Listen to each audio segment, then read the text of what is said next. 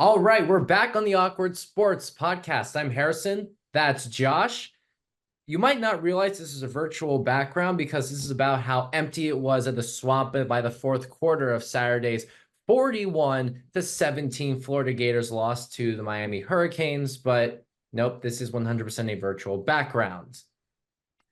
Well, Josh, we saw the first home opener loss since 1990. The passing game looked terrible. I just want to call myself out and say I did a prediction for Florida Gators on SI. And I said in there that don't sleep on Graham Mertz. They're going to compete in the passing game. And my biggest concern was the game on the ground. And lo and behold, I spoke the exact opposite scenario into existence. Let's see how badly I predicted that game. I did say in that op-ed that Miami would win. I was hoping to be wrong, but that is not what happened. We have Graham Mertz, 11 for 20 with an interception, 91 passing yards, averaging 4.6 yards per completion. We got to see the debut of DJ Lagway. But, he looked like it was his first college football game ever. Completed 3 of 6 passes for 31 yards, threw a pick. Got to see a nice couple of carries on the ground. But credit to Montrell Johnson. We didn't know if he was going to play. And he comes in and puts up 106 yards and 1 of 2 touchdowns on the day. Trayon Webb, with the very little he did, made the most of it and got another touchdown. Cam Ward ate this team alive, 385 yards, 3 touchdowns, 1 pick. Damian Martinez didn't look too bad either, coming off of a big year at Oregon State, puts up 65 yards. And I'm just going to say it here, just shout out to Cam McCormick at 26 years old, getting a touchdown reception. I know Florida fans are not going to want me here and giving him credit right now, but for someone who started college before either of us did, and we have long graduated, it makes for a nice feel-good story with all the injuries he's gone through. But you would like to have seen that happen. Plus the Florida Gators pick up a win to start the season, not justify ranking Mario Cristobal's Hurricanes to start the year. Yeah, there's no other way to say this other than this was bad. This was very bad. To not only start your season off 0-1, a game that I think Florida could win this game because they were at home. The home crowd was there to start the game, and there was no reason for them to be there for the second half kickoff because it was that bad of a performance.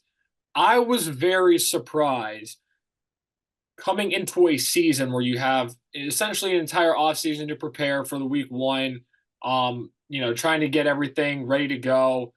Your players are fresh. Everyone's motivated, 0-0 record. The hype's there. Everyone's excited. And to not only lose, but to lose that badly in your home stadium, one of the fiercest environments in college football, is very alarming to me. It'd be a different story if there were a lot of bright spots on both sides of the ball and they lost in a narrow fashion, and you take the positives and you move on to next week and you'd be like, all right, well, there were things that we just didn't execute on down the stretch. We got to be better. Everything just looked abysmal outside of special teams. Offensive line, it was just absolutely subpar. I mean, Mertz didn't have much time. Mertz ended up getting hurt. He's now in concussion protocol. So Lagway's taking some first team reps this week.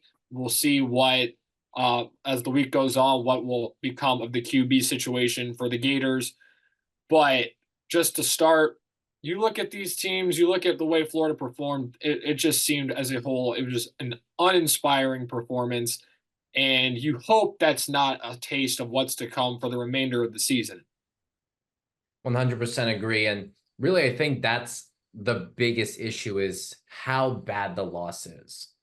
Because a lot of times you play a great game and the other team's just better than you.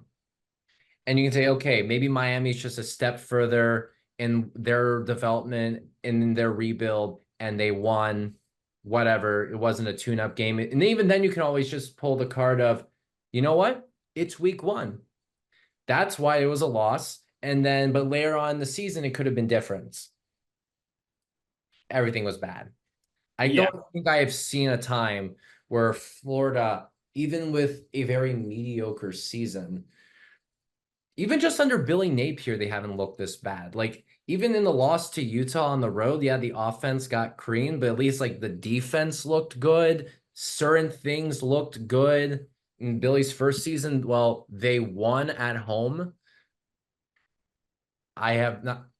We might be in for Florida's worst season since, what was it, Muschamp's second to last season when they went 3-9, lost to Charleston Southern. Sorry, not Charleston. That was a 2018 win. That was Georgia Southern. Sorry, I'm only off by about 5 years and a Gator win versus a Gator loss. Well, probably could be worse. I could have been one of the two Gators trying to tackle each other in that Georgia Southern loss. But that's beside the point. It's not looking good. Do you think Napier makes it to the UCF game? Will UCF be facing another? And I only ask because last time they played each other in the Gasparilla Bowl, yes, it was a bowl game, not week 5 or whatever. UCF played an interim head coach. Do you think Yes. it'll be another? Yeah. So obviously, after week one, of course, everyone's running to social media, voicing their opinions on what should or shouldn't be done. Let's spin this question a little bit differently. Is he going to make it to UCF game? Should he make it to the UCF game? Should Scott Strickland make it to the UCF game? Regardless of whatever answers we have to those questions, we can always share our opinion on what we believe based on, one outcome of a game or what we've seen over the past 2 years. But right now, let's take a look at just the facts before we even analyze the overreactions. And what I would say to the facts of what's going on here, Florida's had 3 straight losing seasons. Obviously, not all of those were under Billy Napier. The first one was the last year for Dan Mullen. And then the first 2, though, the second and third losing seasons were under Napier. They're starting this one off 0-1. It was their biggest home loss, I think, in program history. If they finish this year with a losing record, it would be the longest stretch of losing seasons for the Gators since like 1938. But let's take a look at some of the coaches that have come through here that Gator faithful has been unhappy with post Urban Meyer. We talk about Will Muschamp, right? We brought him up. He had an 11-2 season. He made it to Atlanta. We talk about Jim McElwain. 3 consecutive trips to Atlanta. A 10-win season was his best season. Then you look at Dan Mullen. He gets Florida to Atlanta. He gets Florida to 3 consecutive New Year's 6 bowl games. Billy Napier is now in his 3rd year. He hasn't even gone 6-6. And they did, or I think His first year, they went to the Vegas Bowl and got creamed by Oregon State. They went to the Vegas Bowl. Not only got demolished by Oregon State, they had to kick a field goal to avoid their first shutout to keep that longest streak alive going. Napier's best game as the coach for the Florida Gators was his first game at home in the swamp against Utah as when he made his debut. It has been nothing but downhill. Should he make it to the UCF game? I would say yeah, because what else are you going to do in the next 4 weeks that's going to salvage? If this team is as bad as what we saw in week 1, what are you going to do to salvage this just by moving off of Billy Napier before that? I don't think that's going to fix this year's team. I don't even know if it necessarily gets a head start for next year. I think it would probably do the same thing as essentially getting rid of him the moment the season's over with. So do you go in with like an interim coach the rest of the year? I just don't see how that's going to help much. But it was not only the fact that Florida lost so badly to Miami, but the fact that, you're bringing in all these recruits They're all there at the game, and you put them right there by the tunnel where Miami is entering and exiting, so they can all say their piece. So that kind of backfired. It looked really bad. I don't know how. I mean, I always think the bar can't get lower, but I feel like it just keeps getting lower. That's definitely a good way to put it. And it's probably a good point you bring it up. It's not going to change things probably for the better at all. Like we can go back to McElwain's final season where they fired him after the Georgia game. And look, I mean, that was a whole different kind of mess. There were the supposed death threats and stuff like that. But it didn't salvage the season at all. It just continued to spiral until they finished 4-7. Remember, one of the games was canceled due to Irma, or else it would have been a 5-7 with, it was like Northern Colorado or something. But even then, you at that point, do you even just you just ride the wave just to just let him finish? I don't know, because sometimes too, you just fire him just to at least get him out of town. Get the idea that this, throw in the towel. If you're already gonna throw in the towel in the season, do you wait till the end at this point, or do you just do it? Yeah, and I get that perspective. If we can all come to the agreement that we think that he is the sole problem to this. The issue that I have, and not that I think that there isn't a fair amount of blame or enough blame to go around for Billy Napier and his staff, is that look, it hasn't been working. For the record, I did think we would win this game, but also at the same time, I was never thrilled with the hire to begin with. I was a Mullen guy, despite a lot of the baggage that came along with it. We just weren't getting to that top four with Mullen, and now it's a 12-team playoff, and I think he's a guy that would have gotten us in, considering got us to the New Year's Six 3 years in a row, and all of those New Year's Six bowl games are part of the playoff. But the problem I guess I have with canning Napier early, as so many people already want to do after 1 week, and a couple of other seasons as well, is that then you have our athletic director who will probably name the next head coach. And I'm not so sure I want our athletic director to name the next head coach, personally. Um, you look at a lot of the other sports that have really good coaches. For University of Florida, you look at baseball with Kevin O'Sullivan, you look at softball with Tim Walton, volleyball with Mary Wise, track with Mike Holloway. The list goes on. A bunch of legends at their respective positions in their own sports. I mean, a lot of those hires were not from our current AD, and they were either Jeremy Foley or earlier. Exactly, and it's I mean, maybe the Todd Golden hire, to Strickland's credit, is might work out. We'll see how that works out for Florida basketball this year. And I will give him this: the Kelly Ray Finley hire for women's basketball was really good, considering how poor Gators women's basketball has always been. But they've gotten a little bit better.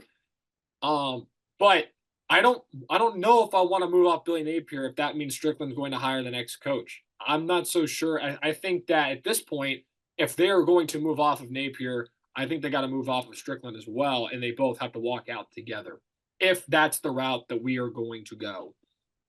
And I'm just gonna say this now, I know that sentiment, and I'm not saying I disagree with it.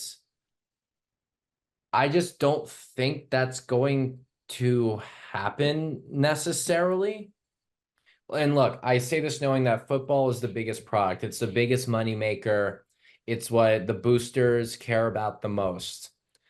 I could probably make the argument that the Todd Golden hire might save Strickland's behind for a little longer. And maybe they'll let him get a third strike, per se, with the football hire, because he's had Mullen, he's had Napier, and who knows, maybe they'll do the 3 strikes, you're out when it comes to whoever comes next. They might just tell him, you get 1 more. Don't screw this up. And again, that's not me saying I think they should keep Strickland. I'm just going with more what I think is going to happen. I think it's 1 more hire. And yeah, and I mean to me that's that to me, and hey, I mean that definitely could be the possibility. I think that would be a wild scenario. But let's just look at some more. It was firing an athletic director. That's a pretty big decision too. Yeah, it's a big move. It's a big move, but you just have to look at the whole body of work as a whole. And obviously, I'm not one of the giant boosters that's given all that money, but I'll tell you, I'm pretty locked into this program. And if I had that much money invested in it, I don't know how much longer I would want to continue to be buying out coaches. Since they're still paying Dan Mullen, they would owe Billy Napier 26 million if they bought him out now. So if I had had to pay a good chunk of that, I don't know. I don't know if I'd want to be doing that again. If because so. But yeah, I hear you, and it's definitely one of those things where again, it's the first game of this season. It obviously was not a good one. The schedule is daunting, as we've talked about before, but it's just like we got to see more heart. We got to see more. We got to see more from both sides of the ball. I Everyone am was very checked out once that third quarter got out of hand. Yeah, and it just to me though, it's like in the past, let's look at the Will Muschamp regime, right? The defense was phenomenal. They were a competent offensive coordinator from being a legitimate national title contender on a year in year out basis. You look at the Dan Mullen era, they were a championship level offense that needed a competent defensive coordinator to be a regular championship level contender. Both sides of the ball in my lifetime have never been this bad as they are now. And we've talked about it in the past, like let Napier get his guys in there, let Napier get his recruits. We hear all the messages and everyone raved about Billy's recruiting ability. I'm guilty of those too, by the way. Yeah, and I've it's been the guy who's come on here and has said, let's see if Billy can get his guys in, rebuild the program. And by the way, through 2 seasons, it's a valid argument. Sometimes a program really is in that big a shambles. But once you get to year 3 and that's the start, that argument starts to lose all of its weight. Yeah, and yes, he did take over, and yes, Napier did take over the program at a low point, but so did Dan Mullen from McElwain. It was pretty much a mess when Yeah, but McElwain. the thing about Mullen from McElwain is that McElwain had those winning seasons. Everything went to hell for 1 year with a bunch of players getting suspended. And besides like Antonio Callaway coming back, a lot of those guys came back and Mullen got to use those same guys to start off his first year. And they went to a New Year's Six Bowl and won. Obviously, Mullen, elevated the team to a higher level, but I think it's a little bit different. Well, I mean, I don't know though, because I mean, we just talked about that, right? To your point, when Mullen took over for McElwain, they had the one poor year, and then he was able to revive that. But when Mullen was moved, they had the one poor year. They were 11-2. That's all. Okay, that is a good point as well. So it's like we have seen, coaches take over after an abysmal year, like one abysmal year. We But saw it. a lot of guys after Mullen's 2020 season, a lot of those guys got drafted. It wasn't like they all vanished and then came back for Billy. Right. No, but it's again, there were a number of players that came back. And again, you had and arguably, let's also factor this part in, right? Out of the coaches that we've talked about, right? We've talked about Muschamp, we've talked about McElwain, we've talked about Mullen, and now we have Billy Napier. I can make the argument that Billy Napier has had a stronger quarterback room than all of those coaches. And the quarterback position, it to me is the most important position on the field. And to a lot of people, it is, and offensive line as well. But since Napier has been the coach, he's had Anthony Richardson, he's had Graham Mertz, which we've loved. He's been a pleasant surprise, and now he's got this star freshman recruit DJ Lagway, who is being ranked by experts above Arch Manning as the number one guy, the number one quarterback, quote unquote, of the future, if you will. So he's got players at the most important position that all these other coaches did not have. Mullen took over for He does with less with Felipe Franks, so it's like you got to, I mean, you got to get to a bowl game, win a bowl game, right? You would expect. Um, but let's just look at some of the other aspects here. I mean, Florida is 2-9 versus teams that finish ranked under Billy Napier. Against ranked teams being 2-9, yikes. good. I know they had the Utah win. Um, again, that was his first game as a coach. Florida has lost 6 consecutive football games under Billy Napier, going back to last season. You They're look at 5-2 for spiraling out of control. yeah, and then you have Florida is 1-10 versus quote unquote rival teams. So that's like the Georgias, the Tennessees. I think they're putting in Kentucky there, LSU, Florida The State. annual games. Exactly. And it's just like you have that. They haven't won a home game since October 7th, 2023. This is the first time they lost a home opener since 1989, and back then they were in like up to their eyes in NCAA probation and sanctions, and Spurrier came in, and after that, the rest is history. But point is, these are a lot of points of history being made here that we haven't seen like ever in our lifetime, and some of them that we haven't seen in a long time. It's the lowest point in a very long time for sure. But question is now, before we wrap up, if we are going to figure out the successor to Napier, because I think at this point that's a foregone conclusion, barring some kind of crazy win streak where they even if somehow they magically just won 8 more games the rest of the way. Oh yeah, I think at that point they'll give them another year, but we know that's not. They definitely would if they rattled off 8 wins after what we saw in week 1. Be like the narrative would be, can you believe Napier took what was a dumpster fire in week 1 and just completely rallied his troops, got these guys together to do that? Absolutely. They'd even be probably ranked like 15th in the country, knowing who they'd have to go through the final 6 games of the season. Yeah, and that's the part to me that's kind of concerning, because that game was a major letdown, but also like I'm not entirely sure how good Miami really is. Miami played really well in the Swamp. I'm going to give them that. I'm going to give them some credit for sure. But like, is Miami better than a lot of those teams that we still have to play? Like Ole Miss, No, that's the thing. I don't think they're better, and which I'm is not sure that they are. is worse because you lost one of your chances to get a win that gets you even remotely close to a bowl game. Right. Yeah. And I'll be honest, I thought we'd be marginally better this year. I thought we'd win that game. I thought we'd win 6 games this year. Looking at our schedule, Harrison, I maybe think we win 2 games now. If we play like that, I think we will beat Samford this week. And then we go on the road and beat Mississippi State, not not the road factor, but just because Mississippi State, I don't know how good they're going to be.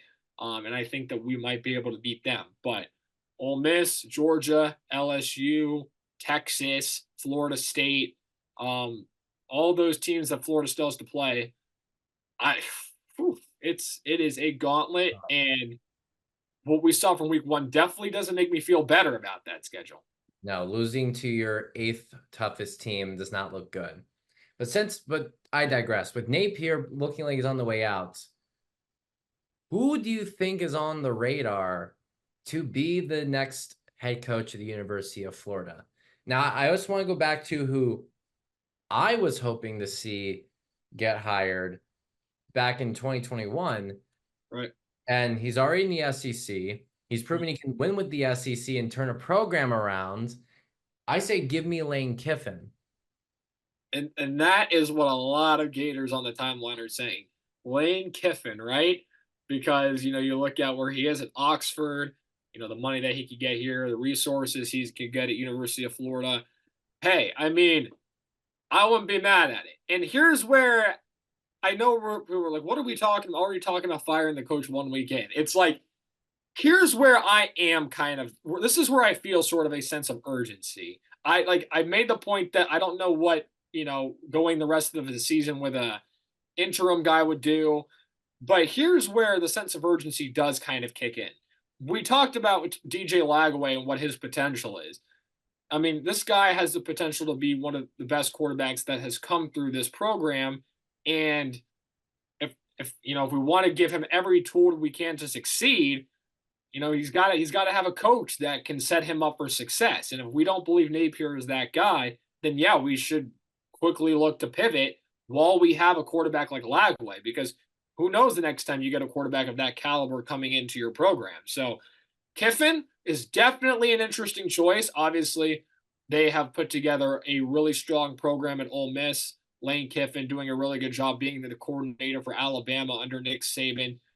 Looking like getting his second chance at being a head coach is working out for him. We know about his stint at Tennessee and how that didn't really go as planned. Um, yeah, I mean, Kiffin kind of reminds me a little bit of what Mullen does, not in terms of like the similar play calling style, but just the similar success from the offensive standpoint. He's somebody that can get you points in a hurry. And then the question is, do you trust him to bring in a competent staff on defense? Because now this defense is going to need to be rebuilt. Whereas when Florida did hire Mullen, they had kind of already put together a stout defense for him in years past, like we mentioned, from when those past hires were there with Muschamp and McElwain as well. So, hey, I'm not opposed to Lane Kiffin. I can't like imagine there would be a better candidate right now, but yeah, he would definitely Not get you someone. back into your six contention. I really believe that. Yeah, it's just also tough to think like who would potentially leave their other good program to come here. Like, yeah, like I've seen some people mention like Dan Lanning from Oregon. Why are you going to leave Oregon in your Big He didn't Ten leave. unless it really gets bad in your first year in the Big Ten? You're not leaving. Things have been great. Oregon's a top program already. Some people are joking like if Ryan Day gets fired for losing to Michigan, he could come to Florida, which I welcome, but I also think that's a bit of a hyperbole too, especially when Yeah, you're still winning a lot of games, going to New Year's Six Bowls, and always in playoff contention. That would be a boneheaded move by Ohio State. I just feel like, and you cannot go after, and I'm getting really close to the camera for effect. You cannot bring in a group of 5 head coach again. you got to bring in a proven guy. I The mean, you approving talk guy. about the ones that have succeeded here. Mullen being the former coordinator for the Gators under Meyer, but also being a head coach at Mississippi State with Dak Prescott, showed what it took to succeed in the SEC. McElwain was a group of 5 guy, didn't really work out.